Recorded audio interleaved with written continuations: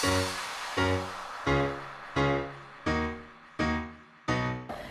everybody, welcome to Sharron's Take. Hi. I'm Sharron. I'm Joe. That's an inside joke. Alright, anyways, welcome. And we're about to do the video that I said that we would film maybe about, what, like 6 months ago. Our last video that we did for our real couple talk, we were talking about sex and kids and marriage and all that good stuff. So I said I was going to follow it with like a short video about being an interracial couple and things that we go through and face and all that jazz. So let's get started. I got my trusty little book. All right, so I kind of summed up a lot of the questions that I've gotten, and even like certain comments, especially early on when we first started YouTube, and I never kind of compiled it. So now I did, and I tried to sum it up into 4 types of sections, I guess you would call it. So first off, culturally, if you don't know, I can't tell, I'm black. And so am I. Shut up. And I am Filipino and white. Okay, so you tell like your... Okay, well, I'm Filipino. No, your mom is... Oh, my mom is Filipino. Yeah. And my dad is white. And his dad's white. And so my parents are just both black. Now there's some other stuff running in there for the both of us. You know how, because no one's pure anything. Yeah. But as far as concentration level, they're black. So we're just going with that, but yeah. So, and like you've seen our kids on the channel, so they're obviously black, white, and Filipino. Okay, so the one thing that we were going to talk about first is cultural differences, you know. Well, let me just say it. Do they know your last name? Yeah, what do you mean? Okay, so Lopez, so just in case anybody's wondering. Yeah. I'm white, but my dad, he's half Spanish. So his father was Spanish, so that's where we get Lopez from. Yeah. So he was Spanish, but he grew up in Cuba. Yeah. So, and then my grandmother was a bunch of stuff. Yeah, so it's like... Eastern European. But yes, my last name is Lopez. I don't just go by Sharron, but now y'all know all my business. Usually because of the Lopez, people think I have Spanish in me, and I'm like, whatever. Okay, so you want to talk about your culture differences? Like, I guess you want to talk about your Filipino culture, or? Well, okay, you know, as far as like the Filipino, because my dad's a truck driver, so he was always on the road. So pretty much it was my mom a lot of the time, you know, raising us and bringing us to parties and doing events and stuff. So we hung out with the Filipino side a lot more. And plus my Filipino side is bigger. My family is bigger.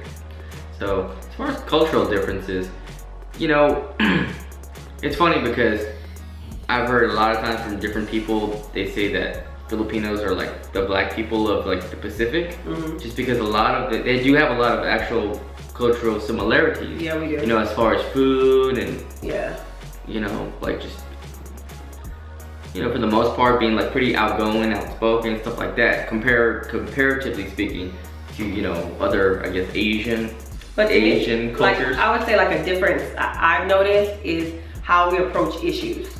Yeah, that's true. I would say honestly, like in my culture, and now it's not I can't speak for all black people, but I would say like for the majority in the black culture, you tend to be more outspoken and direct with things. And in my culture, the majority, I would say, I guess you could say, they're a little bit more, what's the word? I would say indirect. Yeah, maybe indirect, but then also a little bit more, I guess not as... Reserved? Yeah, reserved, that's a good word. Would be a little bit more reserved, you know, not necessarily... Yeah. Like with my family, I wouldn't necessarily, you know, we didn't get into a lot of fights, like, verbally and, you know, out loud, but we would be mad at each other. We just wouldn't really discuss it. Definitely. Like, I can see that, how that has, you know, shown up in our relationship, because like how we grew up is when we were angry, we fought. And you pretty much fought and you kind of got it over with. So you knew when somebody was mad. So when we first got married, if he did something that bothered me, I'm like, I'm gonna tell you about it, you know? And I wasn't used to that, Yeah. so I would get mad that she would always, I would say she was nagging at me, because Yeah. in my culture, we would just kind of like,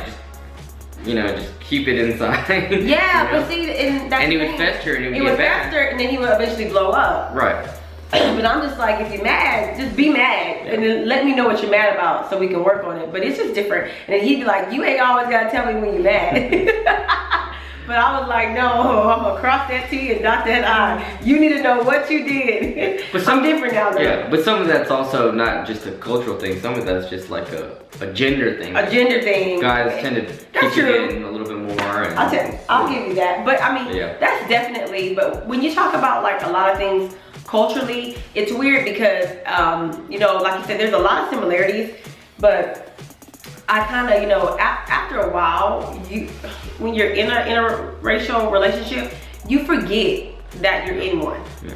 And I forget all the time until someone tells me, like if they see my children and they go, oh, are they mixed and what are they mixed with? Or I forget sometimes because like when I look at him, I just see John. Yeah. I don't necessarily, it's just weird, I forget. So, you know, there are some things I notice, you know, maybe if I'm in certain environments, but it's usually because someone else has triggered that or, you know, highlighted that for me. And with me, it's a little bit different for me because I'm actually like, I guess you could say, whatever, a second generation. Yeah. You know, like my mom and my dad were, you know, different races. So like I've grown up with that my whole life. Mm-hmm. Like not being able to see, I guess kind of being colorblind, you know, like, because I would go places and I wouudn't even realize it, not till I got a little bit older, that people were saying, oh, so your parents are, I mean, you're mixed because your parents are different, you know, different races. It's like you forget. And then, you know, well, not forget, I just didn't, I didn't know for a while. Oh, yeah. Because when you're a kid growing up, and I'm sure it's the same for our kids, like if you were to sit there and call our kids mixed to them right now, James would be like, huh? You know, I don't get it, you know? He only sees shade. Right Yeah, he'll now, say like colors. shade. He'll say like, And he still thinks I'm white. right. So. He'll say like brown or peach or things like that, you know, because he doesn't understand. So, you know, I grew up that way too. Yeah. Yeah.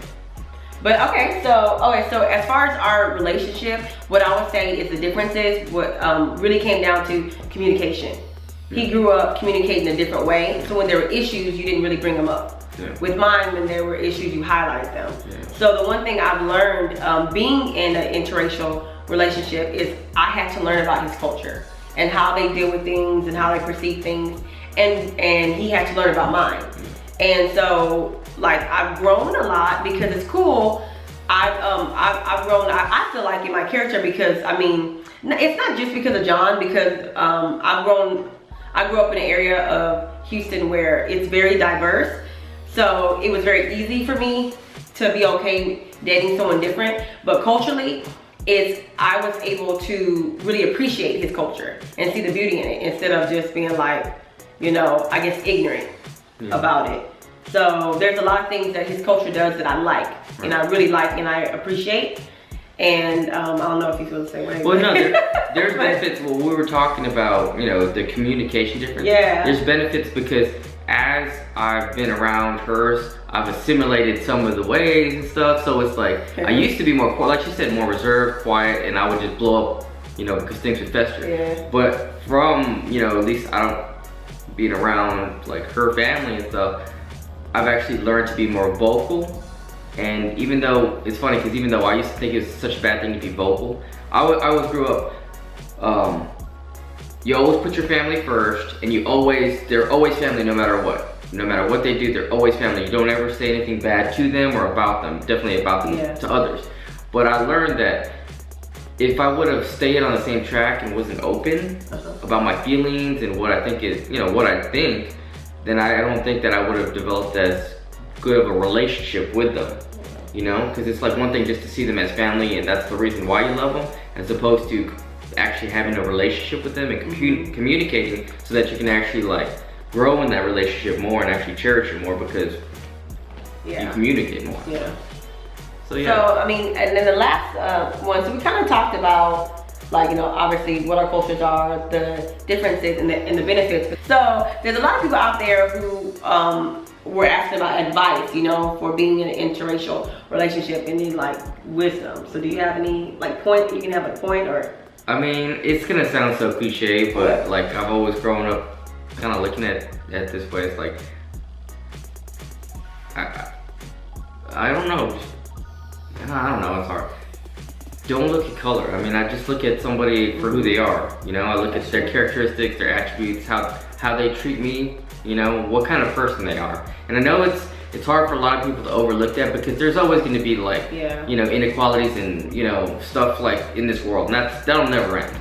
But, you know, if you can like look at a person, and my, I guess, suggestion or advice would be, don't judge a book by its cover. Get to know somebody. Talk to them, even if it's for a little bit before you judge them. But that's why I don't like sit here and say, oh, I'm gonna like you because you're the same race as me, because I see your point. You're saying like, you know, people who will only date their race, like that type of stuff. Or hang out with, like definitely. I think like I agree with John, and that would be mine too. Is you have to look at the person as a person. Yeah, that's the most important thing. And I'm not saying you're not going to see their color, but you know, if you see the differences or their culture, true too, because you can actually be the same color in different culture. But you have to also have to learn how to embrace the differences, and that's, you know, something that will bond you and bring you together. You have to do that in life, period, whether you're dating a person or not, even like in friendship if they have a different culture. So that would definitely be mine, is be open-minded, you know, try new things and try different try new things, you know, because really when it all boils down to it's not really even about that, it's about the person. Like, do I really click and get along with this person? Is this person for me? Not about all, in my opinion, all that superficial stuff like skin color and culture things. It comes down to that person. Is that a good guy? Is that a good girl? So that's, I mean, that would be mine. That's what it comes to, bottom line. And you have to be prepared for people who are still ignorant. You know, I will say that, because it doesn't matter. You know, I'm not going to really talk about it that much on this video, but I will say is in my culture, there are people who are ignorant and they'll look at me like a traitor because I'm dating John. You know, it's outside of my race. I don't know if he gets that, but I get like dirty looks and things like that. And so you have to be prepared for the people who are still out there that are ignorant, and learn how to just kind of roll with it and not let it like affect you negatively, because there are people out there like that. So I'm like, what?